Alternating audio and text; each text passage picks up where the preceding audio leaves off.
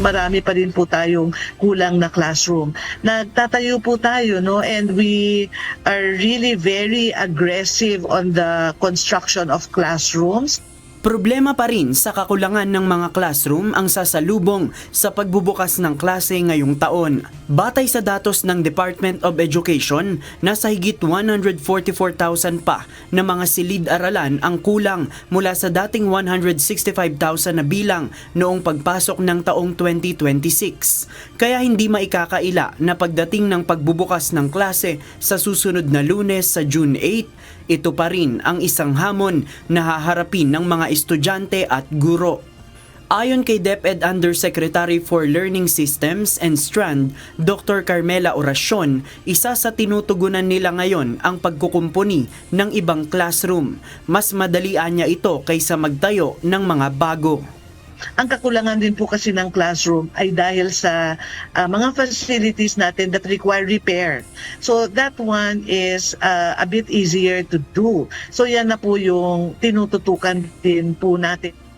Samantala, tiniyak ng DepEd na sa kabila ng hamon na ito ay handa ang mga pasilidad para sa pagbabalik eskwela.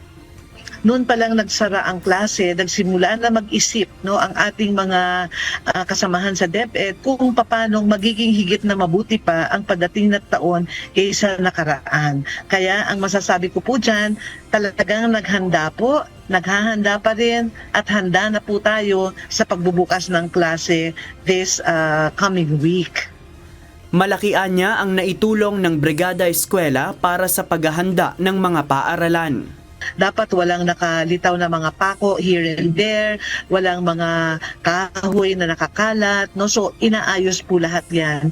At the same time, na-mention niyo po ang dengue. So kung meron pong mga spaces where there is stagnant water, sinisigurado po natin na wala 'yan. Ipinaliwanag naman ni Yusek Oracion na sa unang linggo ng klase ng mga estudyante ay halos wala pang magiging lecture. Gugugulin muna ang 5 araw na ito sa orientation sa mga estudyante alinsunod sa bagong 3-term academic calendar na ipatutupad ngayong 2026 to 2027 school year. Sa opening block po, dyan natin isasagawa ang ating mga pagtimbang ng mga bata, pag-finalize ng class list, pag-orient sa mga bata kung nasaan ang classroom, nasaan ang library, nasaan ang CR, no?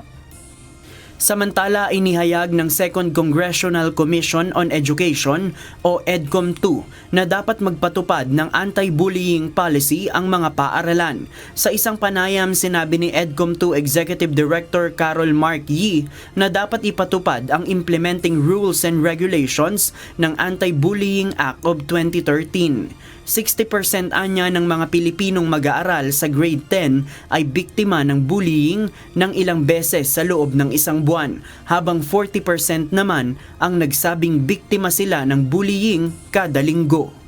JP Nunez, UNTV, News and Rescue. Diyos ang aming sandigan, serbisyo publiko ang aming pinahahalagahan.